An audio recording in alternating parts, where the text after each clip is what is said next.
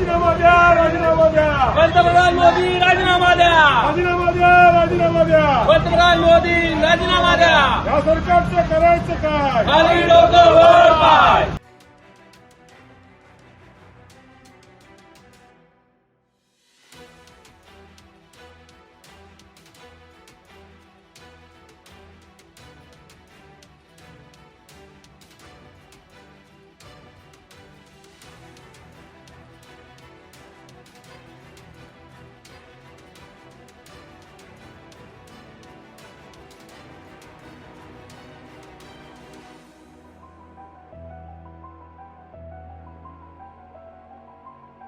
आज आमच्या सगळ्या पदाधिकाऱ्यांच्या वतीने पेट्रोलचे 3 रुपये आणि डिझेलची 3 रुपये दरवाढ झालेली आहे आणि त्याचबरोबर सीएनजीची काही दिवसापूर्वी दरवाढ झालेली आहे, गॅसची दरवाढ झालेली आहे आणि या सगळ्याचा निषेध करण्यासाठी आम्ही हे आंदोलन करतोय.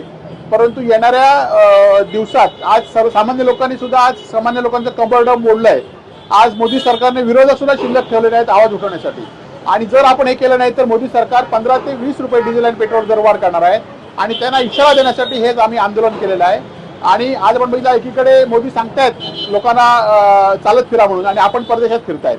आज काही मंत्री ईव्ही कारचं सांगतायत परंतु आपण 25-25 गाड्या घेऊन या जिल्ह्यामध्ये आपण काल बघितलं असेल सगळे मंत्री आमदार फिरतायत आणि या सगळ्याचा निषेध म्हणून आम्ही आंदोलन केलेलं आहे. आणि येणाऱ्या काळामध्ये संपूर्ण सिंधुदुर्ग जिल्ह्यात आणि महाराष्ट्रात सुद्धा आंदोलन शिवसेना उद्धव बाळासाहेब ठाकरेंच्या वतीने होईल की जेणेकरून पुढची दरवाढ तरी रोखली पाहिजे. आणि या सरकारने जे आम्हाला आश्वासन 800 दिनाचं दिलं होतं ते आश्वासन गेलं कुठे? आज या पेट्रोल डिझेल दरवाढीमुळे दुधाचे दर, भाज्यांचे दर, बिल्डिंग मटेरियलचे दर हे सगळे वाढलेले आहेत आणि त्यामुळे सामान्य लोकांचं कंबरडं या ठिकाणी ऐन हंगामात मोडलेलं आहे.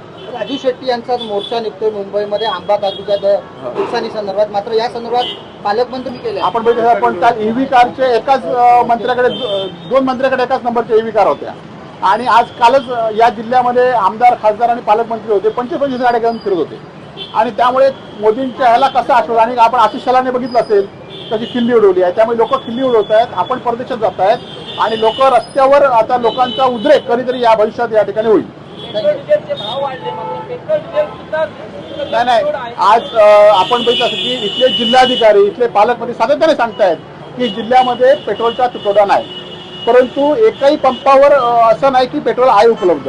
आज गॅसचे तर लाईन आता इथे पण इथपर्यंत लाईन लागली आहे आणि त्यामुळे एकीकडे जिल्हा प्रशासन सांगतायत आणि जिल्हा प्रशासनाच्या याला सगळ्या रस्त्यावर मात्र हरताळ पसरलेला आहे आणि त्यामुळे या आंदोलनात आज जरी आंदोलनात लोकांनी सहभाग झाला पाहिजे असं आमचं लोकांना आव्हान आहे.